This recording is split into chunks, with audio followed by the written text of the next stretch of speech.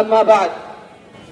সম্মানিত উপস্থিতি, আমরা সকলে এখানে একটি মহৎ উদ্দেশ্য নিয়ে উপস্থিত হয়েছি।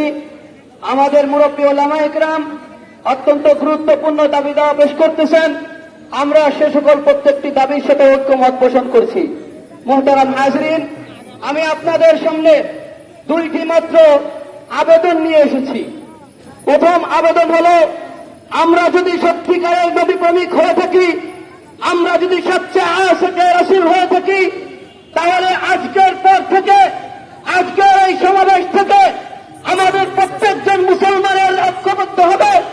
আমরা প্রত্যেকজন মুসলমান মনে মনে এই সংকল্প করতে হবে যে রাষ্ট্রীয়ভাবে যদিও ভারতীয় পণ্য বয়কট করানো হয়, আমরা কেউ সেই পণ্য ব্যবহার করব না, করব না, করব না।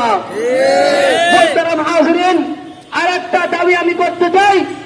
আজকে আমরা এখানে ভারতে আমাদের বিশ্বনবী হযরত মুহাম্মদ সাল্লাল্লাহু আলাইহি সাল্লামকে নিয়ে অপমান করার কারণে ঐক্যবদ্ধ হয়েছি, কিন্তু আমাদের বাংলাদেশে বিশ্বনবীকে অপমান করার কারণে তাকে হত্যা করায় যাদেরকে আজকে জেলের মধ্যে রাখা হয়েছে, আমি এই অনুষ্ঠান থেকে, এই প্রতিবাদ সমাবেশ থেকে দাবি করতে চাই, যারা বিশ্বনবীর অপমানকারীদেরকে হত্যা করার কারণে জেলে আছে, তাদেরকে অচিরেই মুক্তি দেওয়া হোক, অচিরেই মুক্তি দেওয়া হোক, অচিরেই মুক্তি দেওয়া হোক।